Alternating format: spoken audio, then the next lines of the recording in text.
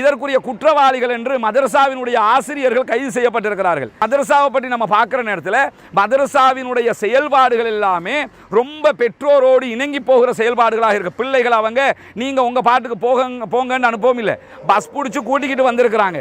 இந்த அளவுக்கு அவங்க செயல்பட்டும் இருக்கும்போது அவர்களை மாத்திரம் என்ன பண்ணிருக்கிறாங்கன்னா கைது பண்ணிட்டோம், சட்டம் தன் கடமையை செய்கிறது என்று காட்டுறது ஒரு பக்க நியாயத்தை பேசுவதற்கு தலைப்படுவதை போன்று தெரிகிறது.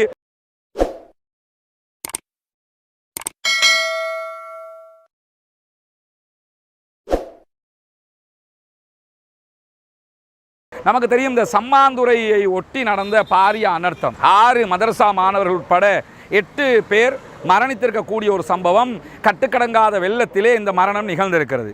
நான் அந்த ஜனாசா வீடுகளுக்கெல்லாம் நேற்றைய தினம் போயிட்டு வந்ததுக்கு பிறகு அங்கு சொல்லப்பட்ட அவர்களுடைய ஆதங்கங்களை நாங்கள் பார்த்த நேரத்தில் ஒரு முக்கியமான சம்பவம் இந்த ஏரியாவில் நடந்திருக்கிறது. இதற்கான சில செய்திகள் ஊடகங்கள் பேசப்படவே இல்லை என்று நமக்கு தோணுகிறது. என்னன்னா, இந்த மாணவர்கள் ஈவினிங் நேரத்தில் மதரசா நிர்வாகத்தினால தனியாக பஸ் புக் பண்ணப்பட்டு ஒவ்வொரு ஏரியாவாக கொண்டு வந்து இறக்கி விடப்படுறாங்க. இந்த சம்பவம் நடக்கிற பாலத்துக்கு முன்னாடி வரும்போது பஸ்ஸை நகர்த்த முடியலை என்று சொல்லி அதற்கு பிறகுதான் டிராக்டரில் ஏற்றி அனுப்புகிறாங்க. இந்த டிராக்டரில் அனுப்பப்பட்ட நேரத்தில் சம்பந்தப்பட்ட சம்பவம் நடக்கும்போது அந்த இடத்திலும் பாதுகாப்பு தரப்பினரும் இருந்ததாக சொல்லப்படுகிறது. அப்போ பாதுகாப்பு எனக்கு பின்னாடி இருக்கக்கூடிய பகுதிகளில் தான் அது நடந்தது.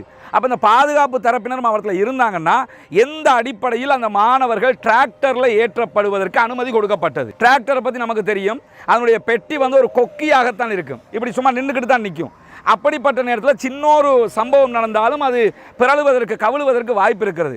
மதரசா எல்லாம் 14 வயசு 12 வயசு 16 வயசு பிள்ளைகள், இவர்களுக்கு நீச்சலே அனுபவம் இருந்தாலும் இப்படியான ஒரு அசம்பாவிதம் நடக்கும்போது எப்படி அவர்கள் தங்களை தற்காத்துக் கொள்வார்கள்? எனவே முதலில் இவர்களை இப்படியான ஒரு வாகனத்தில் அனுப்புவதற்கு அந்த இடத்தில் நின்ற பாதுகாப்புத்துறை எப்படி அனுமதி கொடுத்தது என்கிற ஒரு கேள்வி இருக்கிறது. இதே நேரத்தில் அந்த சம்பவம் நடக்கிற நேரத்தில் இப்படி ஒரு அசம்பாவிதம் நடந்து விட்டது, இதை காப்பாற்றுங்க, இதுக்குரிய உதவிகள் பண்ணுங்கன்னு பல பேரும் அவர்களை போய் கோரிக்கை விடுத்த நேரத்திலும் நாம் அறிஞ்சு ஜனாசா வீடுகளுக்கு போன நேரத்தில் நம்ம தெரிஞ்சுக்கிட்ட ஒரு விஷயம் என்னென்னா, அடுத்த நாள் காலை ஆகும்போது தான் பாதுகாப்பு தரப்பில் இருந்து அரச தரப்பில் இருந்து அவர்களை மீட்பதற்குரிய ஏற்பாடுகள் செய்யப்படுகிறது. ஆனால் இது ஒரு கடலோடு சம்பந்தப்பட்ட மீனவர்கள் வாழக்கூடிய பகுதி.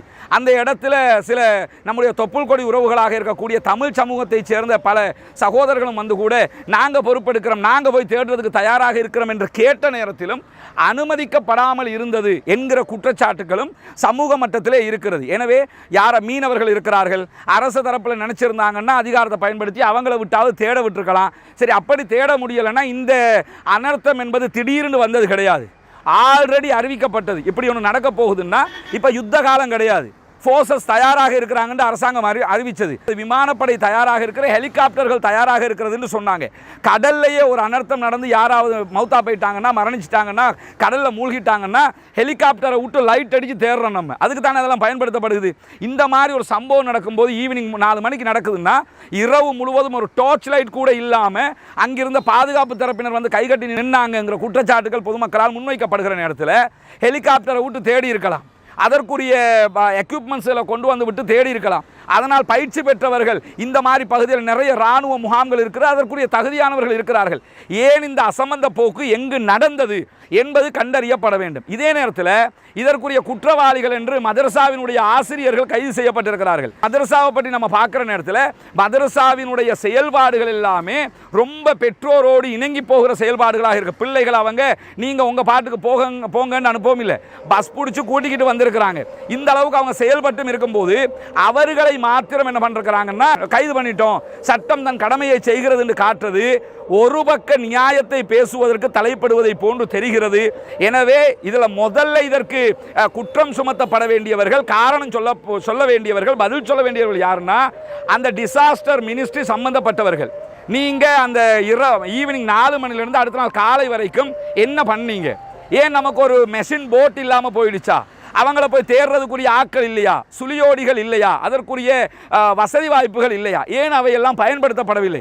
அப்போ அவங்க மேலே இந்த கேள்விகளை எழுப்புறதுக்கு யாரும் இல்லை. நிறைய பேர் ஜனாசா வீட்டுக்கு போகிறதும் ஃபோட்டோ ஃபேஸ்புக்கில் போடுறதுமாக இருக்குது. இது இந்த தயவு செய்து ஜனாசாக்களை வைத்து அரசியல் பண்ணாதீங்க. முதல்ல தயவு செய்து இந்த பொலிட்டீஷியன்களுக்கு நான் சொல்கிறேன் என்னென்னா, அரசியல் பண்ணுங்க. அரசியல் பண்ணுவதற்கு எப்படி அரசியல் பண்ணணும்னா, கொண்டு வந்து கொடுங்க, இந்த பாதிக்கப்பட்ட மக்களுக்கு அள்ளி கொடுங்க, கோடி கணக்கில் கொண்டு அந்த அரிசியை கொடுங்க, பருப்பை கொடுங்க, தேயிலையை கொடுங்க. அதை வச்சு உங்களுடைய இந்த காலத்தில் நீங்கள் செய்யணும். அதை செய்கிறத விட்டுவிட்டு நாங்கள் பார்க்க போனோம் ஃபோட்டோ போடுறதுனால இந்த நியாயம் வெளியே வருமா? எனவே பாதிக்கப்பட்டவர்களுக்கு நீதி கிடைக்க வேண்டும். அரசாங்கம் நீதியாக செயல்படும் என்றுதான் அத்தனை பேரும் அள்ளி கொடுத்து ஒரு புதிய அரசாங்கத்தை கொண்டு வந்திருக்கிறாங்க. அரசாங்கம் தான் புதியவங்க, அதிகாரிகள் புதியவர்கள் இல்லை, அதிகாரிகள் பழையவர்கள். எனவே அதிகாரிகளுக்கு இது தெரிந்திருக்க வேண்டும்.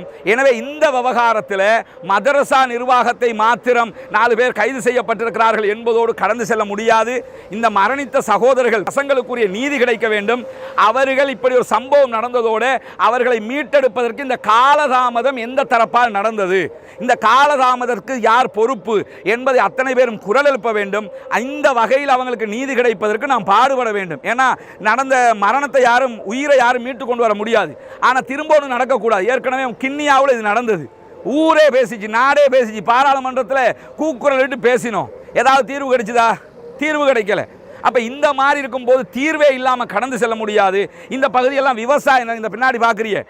ரெண்டாவது என்னன்னா, அந்த பசங்க மரணித்த இடம் வந்து ஆறாக இருந்தாலும் பரவாயில்லை, அது ஆறு கிடையாது. பாருங்க, விவசாய நிலம், விவசாய நிலத்துக்குள்ள தான் அந்த வண்டி கவிழுது.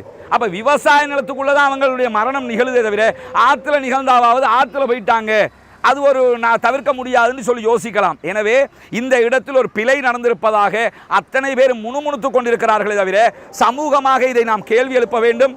அந்த 12 மணி நேரங்களுக்குள்ளாக இந்த மீட்பு பணிகளில் அசம்பந்த போக்கு எங்கிருந்து நடந்தது என்பதற்கான தீர்வும் வேண்டும் என்பதுதான் இந்த இடத்திலே நாம் முன்வைக்க வேண்டிய ஒரு முக்கியமான கோரிக்கையாக இருக்கிறது.